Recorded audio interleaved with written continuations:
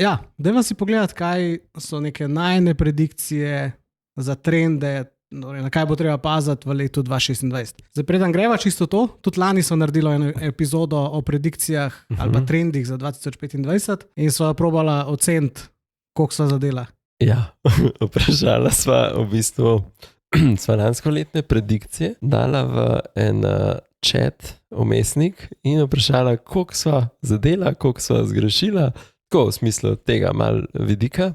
In zdaj, kar sva res zadela, je da, ali pa tako sva dobro zadela, je da gremo v Agentic AI smeri. Se pravi, iz chatbotov v Agentic AI. Je to namesto SEO-ja oziroma Search Engine Optimizationa imamo zdaj AEO, se pravi AI Optimization, se pravi optimizacija za AI iskalnike, čete, razne in tako. Se pravi, da se pripravijo podjetja na to oziroma da imajo vsebino, ki je zanimiva za LLM-e.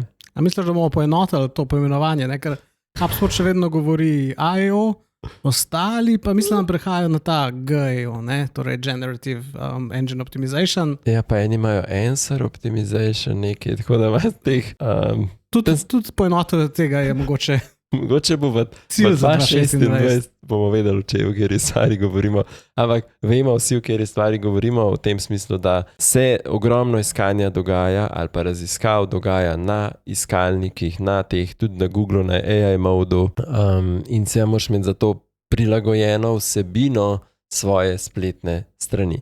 Kar pomeni, da moraš mogoče malo drugače zadeve praviti, da moraš veliko več imeti, pa če rečemo, so včasih tem rekli FAQ-je, malo daljše, zato ker ljudje tudi sprašujejo, seveda ne boš vedel vseh možnih nekih vprašanj, ampak večina, kar recimo dobiš, da stranke sprašujejo na strani, kar recimo, ne vem, te v customer supportu sprašujejo, vse take stvari lahko uporabiš za generiranje neke vsebine, ker rečeš, na te stvari v mojem biznisu, ko se me ljudje sprašujejo, to bom zdaj dal kot neke odgovore, ali so to pa landing page, ali so deli nekih strani, ali to v produktu integriran, tega je pa zdaj bistveno. Mislim, možnosti je veliko, se mi zdaj tudi, ko se je SEO razvijal, pa si imel ogromno nekih teh prijemov, zdaj vsi smo zdaj šele bolj v tem delu. To vemo, da dobro deluje, ali pa ima nek pozitivni vpliv, noben pa še ni čisto, crack the code, kakšna je. Smo mogoče v tej fazi, ko če vlagaš v to,